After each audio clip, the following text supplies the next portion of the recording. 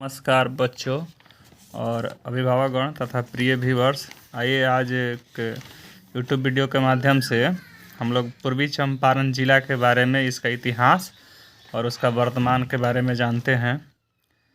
तो पूर्वी चंपारण जो ज़िला है यह बिहार राज्य के अंतर्गत आता है। भारत के राज्य बिहार के अंदर आता है पूर्वी चंपारण। पहले यह चंपारण के नाम से जाना जाता था। इसका निर्माण हुआ था 1866 में।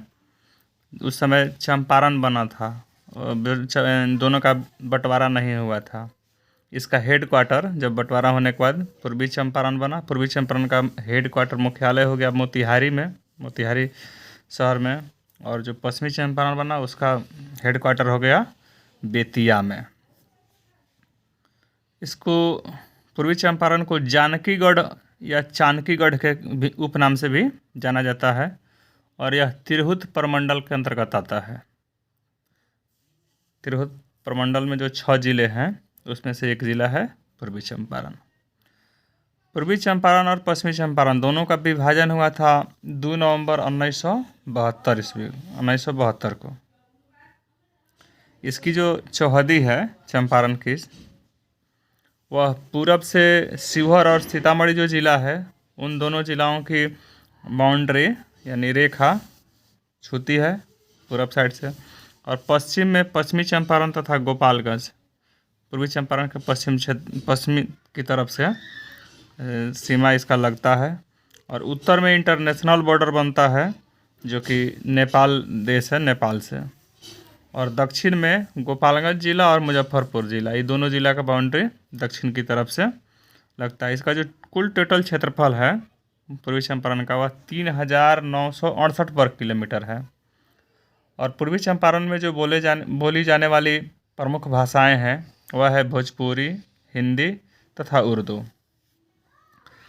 यहाँ साक्षरता दर 55.79% है, और लिंगानुपात 982/1000 यानी 1000 लड़के पर लड़कियों की संख्या 982 ही है, तथा जनसंख्या घनत्व 1285 व्यक्ति प्रति वर्ग किलोमीटर है। यह 2011 की जनसंख्या के अनुसार है। अब आगे जो जनगणना होगा यह 2011 की जनगणना के अनुसार है। अगला जो जनगणना होगा जो कि 21 में होना था, कोरोना के कारण नहीं हुआ, अभी 22 चल रहा है, देखते हैं 22 में भी इसका होने का संभावना है, या आगे जब भी होता है तो यह सब आंकड़ा बदल जाएगा। लेकिन अभी जो हम चर्चा कर रहे हैं 2011 का जो जनगणना हुआ था उसके आधार पर हम लोग अभी चर्चा कर रहे हैं। 2011 में जो पूर्वी चंपारण की कुल जनसंख्या थी वह थी 50,99,371, जिसमें से पुरुष थे 26,81,209 तथा महिलाएं थीं 24,18,162। यहाँ शहरी जनसंख्या उस समय 2011 में 4,01,343 था, जो कि 7.87% था कुल जनसंख्या का, और जो ग्रामीण जनसंख्या था वह 46,98,028 यानी 92.13% के आसपास लगभग में। अगर आप लोग यहाँ आते हैं घूमने देखने कुछ, तो यहाँ का जो दर्शनीय स्थल है, पर्यटन स्थल, वह प्रमुख रूप से अरेराज अनुमंडल में, अरेराज ब्लॉक में ही पड़ता है, एक सोमेश्वर नाथ महादेव मंदिर जो कि शंकर भगवान का मंदिर है। यहाँ का पवित्र और काफ़ी दर्शकों का भीड़ जुटाने वाला स्थल है। सावन के पूरे महीने में खास करके सोमवार और शुक्रवार के दिन काफ़ी संख्या में यहाँ दर्शकगण, श्रद्धालुगण पहुँचते हैं और भीड़ लगता है। उसी तरह से अरेराज में ही है एक और है, अशोक स्तंभ है, लौरिया में पड़ता है। उससे थोड़ी ही दूरी पर केसरिया का बौद्ध स्तूप, जहाँ भगवान महात्मा बुद्ध के पद्म आसन में बैठी हुई मूर्तियाँ बनी हुई है, और स्तूप है जो कि काफ़ी ऊंचा है और दर्शनीय है। उसके अलावा मोतिहारी में गांधी संग्रहालय है, गांधी स्मारक है चंद्रहिया में, जो कि मोतिहारी और जीवधारा रेलवे स्टेशन के बीच में पड़ता है, जीवधारा के पास में ही है। और मोतिहारी शहर में मोती झील है जो कि इसकी खूबसूरती को बढ़ा देता है। मोतिहारी शहर के उस झील के किनारे किनारे शहर बसे हुए हैं और इससे उस झील से इस शहर की सुंदरता बढ़ जाती है। उसके अलावा यहाँ का जो राष्ट्रीय राजमार्ग है पूर्वी चंपारण में, जो कि राजमार्ग पूर्वी चंपारण से होकर के गुजरता है, उसमें प्रमुख रूप से राष्ट्रीय राजमार्ग संख्या NH 28 है, जो कि मुजफ्फरपुर से आकर के मेहसी जो कि पूर्वी चंपारण के पूर्वी क्षेत्र का ब्लॉक है, तो उस मेहसी में इन करता है और मेहसी से आगे आकर के चकिया के पास में है एक पिपरा कोठी के नाम से जगह, वहाँ से NH जो 28 है वह सीधे निकल जाता है दक्षिण की तरफ मुड़ जाता है, जो कि दक्षिण में जाके गोपालगंज में इन कर जाता है।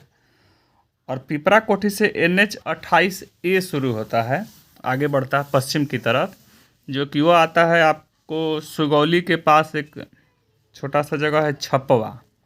उस छपवा में फिर NH 28A जो है वह उत्तर की तरफ मुड़ करके रक्सौल आ जाता है, जो कि नेपाल काठमांडू जाने का प्रमुख मार्ग है।